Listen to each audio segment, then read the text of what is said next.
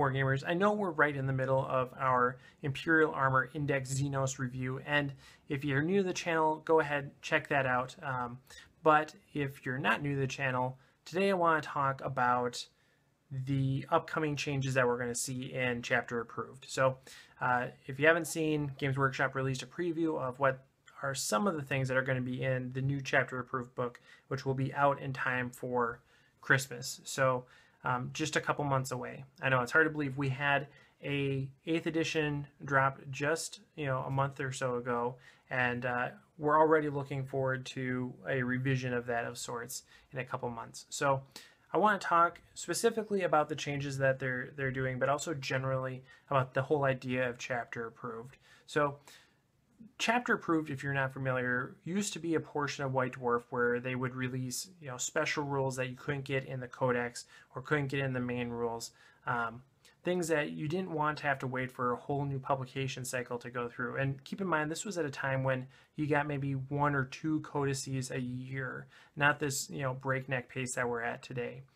So really, Chapter Approved was a great outlet for these types of rules that people wanted, but there wasn't a great publication avenue available for. And they brought it back, which is awesome. That's awesome for a couple of reasons. One is that it means that the 8th edition rule set that we have now is more of a living document. So instead of having to go out and get a whole new edition repackaged and reproduced, they've basically made it so that they can just amend that over time. And who knows if this strategy will work, if it will persist. Who knows, in 5 years, 10 years, if we're still going to be playing 8th edition, then clearly this would have worked. But maybe that's not the case. Maybe in 4 years we're still going to be moving on to 9th edition or something like that. But for now, it seems like Games Workshop is trying to take the approach of making 8th edition a living document that they can just keep kind of updating over time and tweak as needed. So that's really cool. On the downside, it does mean that let's say 9th edition would normally come out in 2 years. We'd have to spend $80 on a rulebook every other year, or something like that. Now, instead of having to spend $80 every other year, we're having to spend like $30 every year to get these updated rules. And that kind of gets into the issue of what should be in Chapter Approved and what should be in an FAQ or an errata. So let's look at what they actually have in this preview for Chapter Approved and discuss whether or not these really should be in Chapter Approved or they should be in errata. Because if they really should be in errata, they're basically charging us for things that we should get for free, in some sense. But if it should be in Chapter Approved, then that's legit and that's cool. So the first thing basically is that they are going to change the way that flyers work again. So in the FAQ, they change it so that flyers cannot count towards board control or having units on the table. So if you only have flyers, you are considered tabled at that point.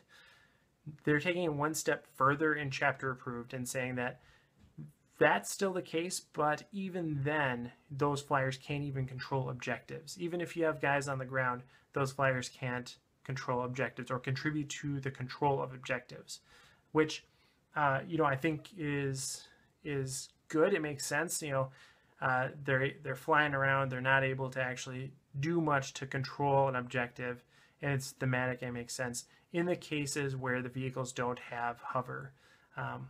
But that gets into a murky area, so I'm fine with them lumping everything into this flyers category.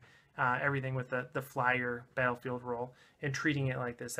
That sounds good. That makes sense to me. But that seems like it's a very small difference from the rule that they've already put out in the FAQ. So why is that in a book we have to pay for when a very similar adjustment was in a PDF that we downloaded for free?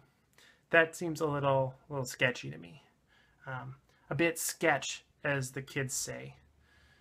So the next one is that they're talking about all these codices that are going to be coming out. We're supposed to have 10 before the year is over, but that's not every army. So there's going to be some armies that don't have codices out yet, and those that don't have them, in particular are going to be benefiting from this change to the way that troops work. Troops get objective secured again in any Battleforged army. So it works pretty much the same way that it did before in previous editions.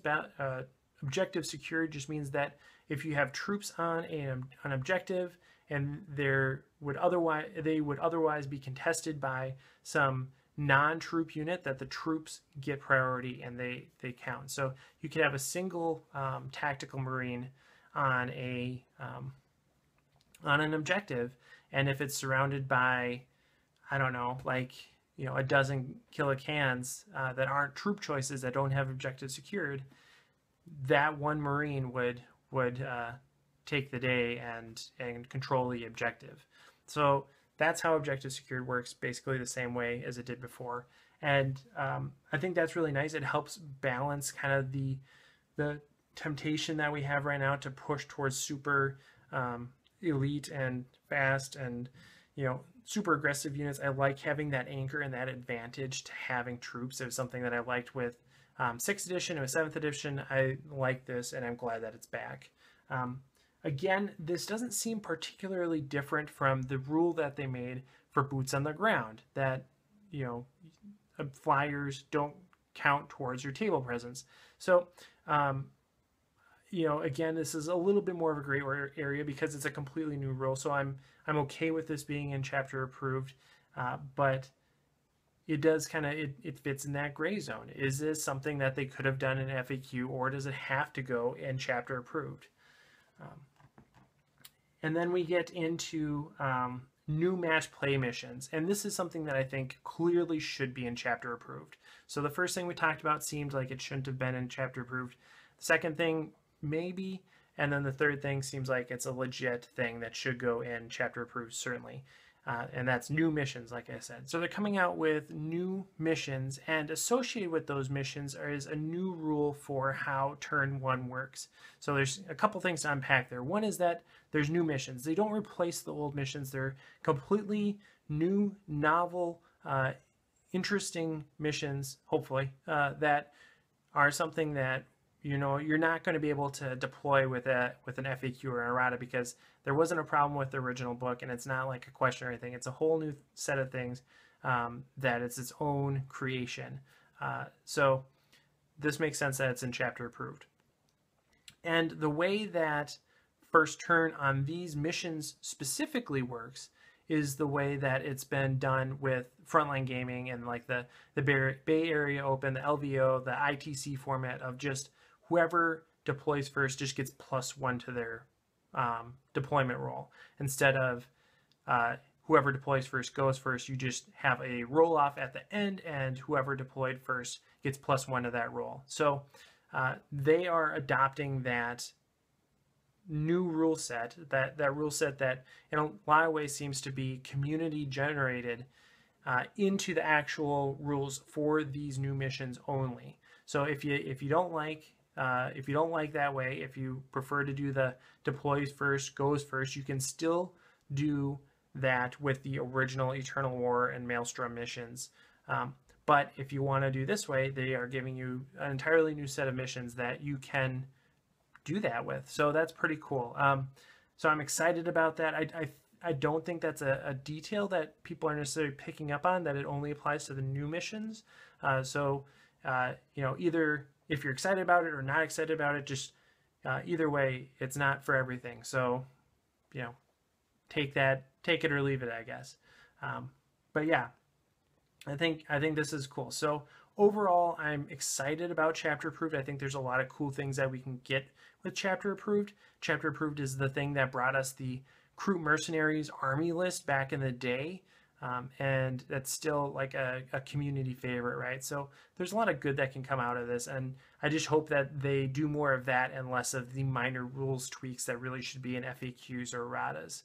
But so far it seems like there's going to be a mix of that, which, you know, you can't have every apple in the bushel be a good apple. There's going to be a few bad ones in there, I guess. So there's going to be a few cultists in your Imperial outpost, and there's nothing you can do about it. So all right, Thanks for watching, guys. Let me know what you think about Chapter Approved in the comments below, and of course, happy wargaming.